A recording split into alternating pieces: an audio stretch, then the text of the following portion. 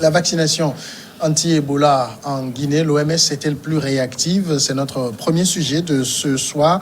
Nous serons du côté du Niger où l'opposition dénonce un hold-up électoral à l'issue des résultats provisoires de la présidentielle de dimanche dernier. On parlera aussi de la République démocratique du Congo. L'ambassadeur italien a été tué dans une attaque dans l'est du pays. Et puis au Togo, la décentralisation et ses problèmes de conflit de territoire dans le Golfe. La dernière en date est celle entre le Golfe 5 et le Golfe 3. Nous allons en parler ce soir autour du plateau.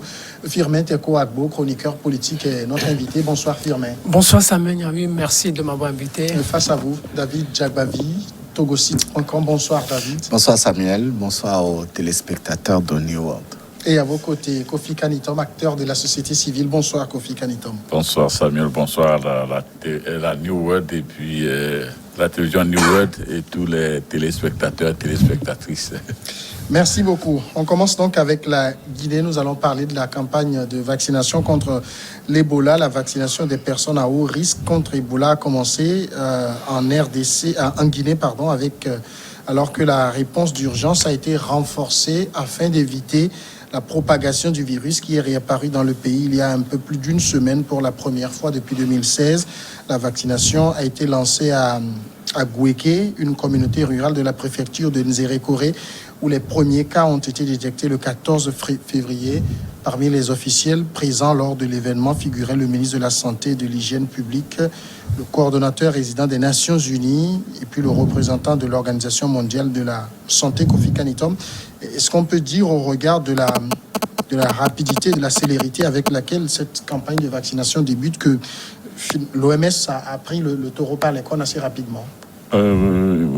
Oui, nous pouvons l'affirmer ainsi parce que nous avions constaté l'autre fois sur ce même plateau que l'avènement de cette fièvre hémorragique constituait encore une lourde charge sanitaire pour la communauté africaine d'abord et puis chose mondiale comparée, chose ajoutée au virus corona qui est en train de sévir dans le monde entier et qu'il fallait rapidement circonscrire la zone d'épizootie afin de pouvoir faire de sorte que cette maladie ne se propage pas. Et nous avons appris qu'une campagne a démarré le lundi soir, comme vous l'avez dit, à Conakry avec l'apport de 11 000 doses de vaccins par l'Organisation mondiale de la santé, ce qui est à saluer parce que cette réactivité de l'OMS va permettre que ce mal soit contenu afin qu'il ne soit plus propagé. Et je pense que si dans la zone où il a été dénoté des malades, si ces vaccins étaient administrés et que ces malades, les personnes qui étaient là-bas ne pouvaient plus développer cette maladie et qu'on arrivait à guérir ceux qui portent déjà le mal, et c'est sûr que le virus n'ayant plus là où se développer va s'étioler et puis disparaître pour que la population soit mise à l'abri. Donc nous saluons cette réaction très éminente et très efficace, pas efficace, mais qui a été très spontanée à partir du moment où le cas a été détecté et du temps de la réaction. Alors, réaction efficace, on le dit, et j'allais dire rapide de l'OMS, mais est-ce que ça ne montre pas que ces pays touchés, à l'époque, on se rappelle, c'était la Guinée, c'était le Libéria, c'était la RDC, que eux-mêmes, malgré ce qu'ils ont connu en 2016, 2017, 2018, restent encore démunis face à cette maladie? Il faut encore que ce soit l'OMS qui vole au secours de ces pays. Oui, malheureusement, c'est le constat qui est fait. Et moi, je me rappelle encore de la sortie du ministre de la Santé guinéenne à la suite du premier cas d'Ebola, de l'avènement d'Ebola en Guinée, voilà, en 2016. Je pense que c'était l'année dernière, il y a le ministre qui disait qu'aujourd'hui, la Guinée est totalement... comment on dit ça? C'est-à-dire que Ebola n'existe plus en Guinée et que la Guinée est aujourd'hui sous protection. Et donc, les autorités sanitaires ont réussi quand même. Et il mettait au devant même le président Condé pour son intervention personnelle dans la lutte efficace qui avait fait partir ce virus-là. Mais malheureusement, aujourd'hui, ce virus est encore présent. Et la Guinée, aujourd'hui, est démunie de toutes ressources financières et médicales nécessaires pour faire face à ce virus-là. Et il faut forcément faire appel à l'OMS. Je pense aussi que c'est aussi la mission de l'OMS de prévenir, d'être présente lorsque des cas de ces maladies-là font surface dans certains pays pour apporter son expertise, sa technicité et également son soutien financier à la lutte contre ce virus-là. Mais la question qui mérite d'être posée aujourd'hui, c'est celle que vous demandez, à savoir si nos États disposent des ressources nécessaires pour faire face à ces avènements de ces virus-là. Et s'il faut tout le temps appeler au secours l'OMS, etc.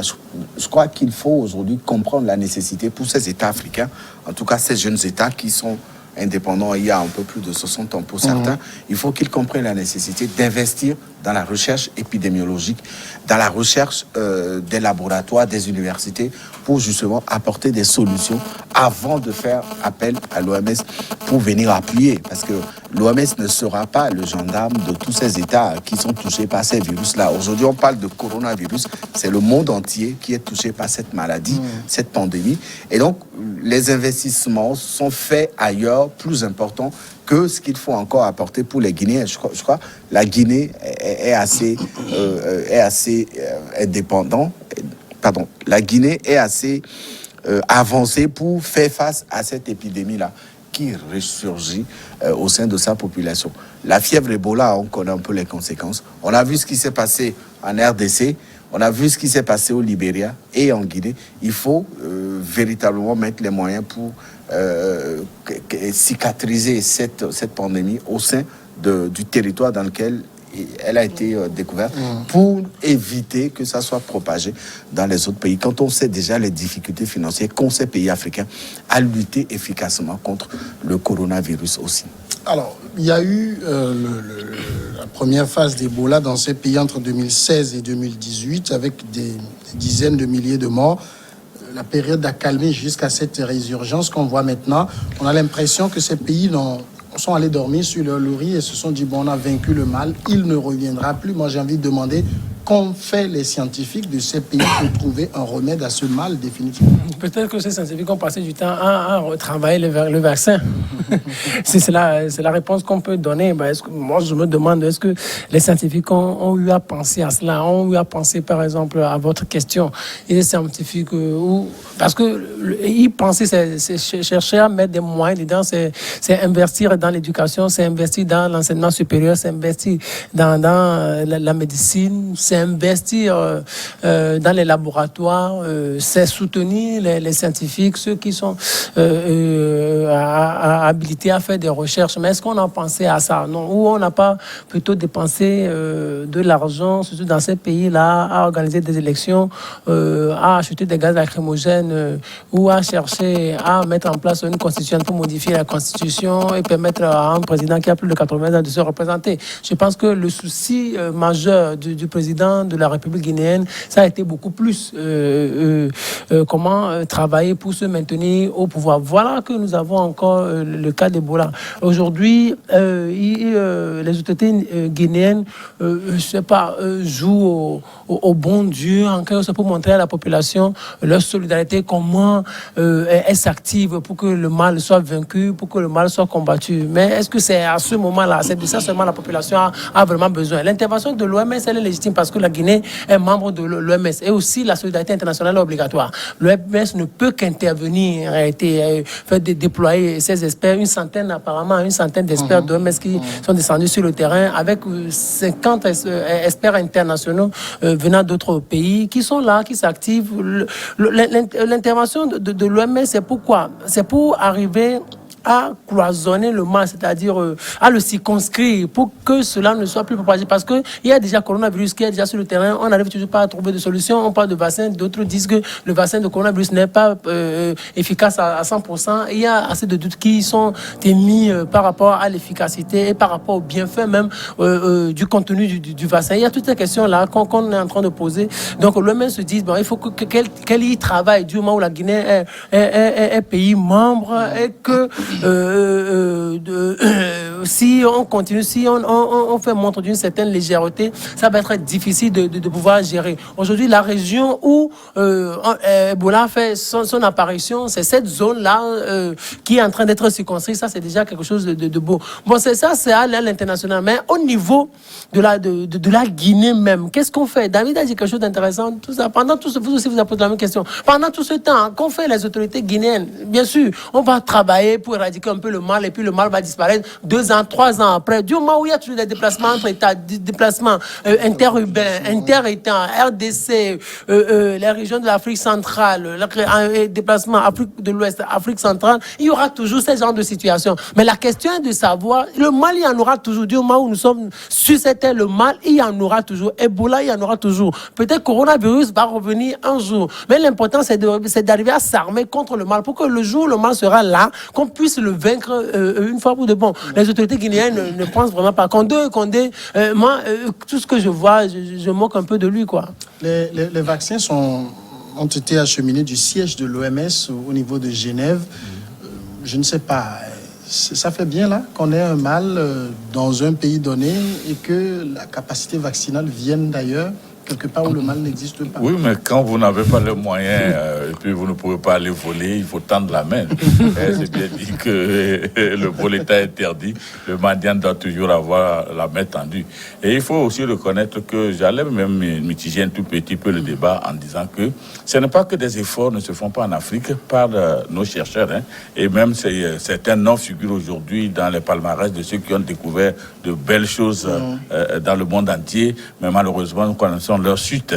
Et ensuite, quand vous concevez quelque chose, il faut que cette OMS également valide votre truc et puis les conditions imposées pour ces validations également souffrent d'un certain nombre de paramètres qui ne permettent pas ces éléments. Donc, quelque chose à ajouter à ce que nos pays aujourd'hui sont sous l'effet d'un néocolonialisme qui ne nous permet pas de pouvoir emmagasiner assez de choses, mobiliser assez de financement pour pouvoir financer les recherches, quand bien même nous avons des chercheurs ici, et ces chercheurs sont plutôt utilisés dans des laboratoires du territoire. Ça fait que quand il y a des cas pareils, nous sommes obligés de nous tourner vers des bienfaiteurs qui sont souvent ceux-là qui viennent nous aider.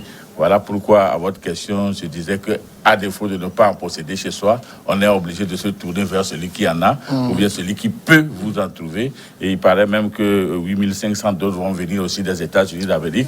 Toujours est-il que sur le continent, si la Guinée n'en avait pas, est-ce qu'il y a un pays africain qui en a et qui peut donner? Comme ça, le problème serait... Mais est-ce qu'il n'était pas plus idéal de développer cette capacité de production vaccinale là où le mal se trouve? Oui, ben c'est possible, mais malheureusement, est-ce que nous avons tout ce qu'il faut comme dispositif pour pouvoir produire.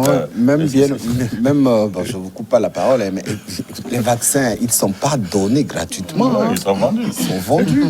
Donc, supposez que l'OMS monte des laboratoires de fabrication de ces vaccins en Guinée, c'est perdre une plus-value. Donc l'OMS préfère peut-être concentrer ses énergies à Genève. Les doses partiront des laboratoires de Genève, des États-Unis, mais ces doses sont vendues. Et quand on vous donne le prix en dollars d'une dose, c'est extraordinaire. Pour le coronavirus, on parle de $10 ou $6. Selon les laboratoires. Voilà. Mais quand vous dites qu'un pays commande pour 2 500 000 doses, on dit que l'Union africaine a reçu 11 000 doses. Voilà. Donc des millions de doses pour l'Union africaine, c'est pas donné gratuitement. Et donc c'est une stratégie qui consiste à continuer de puiser sur la richesse de ces pays. Et en retour, on vous donne des doses, on vous les fait appliquer. Et puis après, bon, vous reviendrez forcément encore vers l'OMS. Et puis, même si on arrive à développer ces genres de vaccins en Afrique, et il va falloir que cela soit homologué, comme ils le disent, soit homologué par l'OMS. Mais l'important est d'avoir l'initiative. Si on arrive à avoir l'initiative, là, on peut avoir peut-être la bénédiction de l'OMS. Le Madagascar proposait un produit pour... non, la faute de Madagascar, c'est parce qu'il a voulu narguer les gens. Le Covid, l'autre fois, en fait, est-ce que c'est qu'il a voulu narguer les gens ou bien on lui a dit que ce produit ne sera accepté sur le marché que lorsqu'il aura été homologué par l'OMS, alors qu'entre-temps, avec l'OMS, il y avait un petit différent, tout ça. Donc, ouais, c'est non, le président n'a pas été sage. Il a rassemblé les diplomates et puis il leur a dit oui, nous avons du génie ici, nous avons fabriqué 6 ans. C'est diplomatique. Ce qu'il a fait, c'est entre guillemets insultant sur le plan diplomatique. Toi, petit, tu viens d'arriver et puis tu veux nous montrer que vous êtes intelligent. C'est pour cela que. Mais on a mis du out sur le vaccin. Ne doit pas se cacher en réalité. Voilà, l'essentiel, c'était moi, ce que j'aurais préconisé, c'est que ces médicaments-là soient pris et testés pour voir si effectivement ces médicaments pouvaient être des réponses. Et ce serait un début d'encouragement parce que le plus faible, quand il est en classe, je le dis parce que je suis enseignant, les moindres efforts doivent être loués pour lui permettre de pouvoir multiplier d'efforts et puis réussir. Si ces petites choses découvertes là ou ces petites recherches ne reçoivent pas l'assentiment des grands et pour être encouragés et accompagnés, est-ce que les grands voudraient encourager? David a bien dit que si c'est pour raison mercantile, on doit souhaiter que la chose se passe toujours quelque part et qu'on vienne vous vendre et que vous finissez par payer avec vos ressources minières. Donc c'est... En tout cas, on va suivre justement cette campagne et éventuellement revenir pour la commenter. On va passer à la pause et revenir après pour le sujet suivant.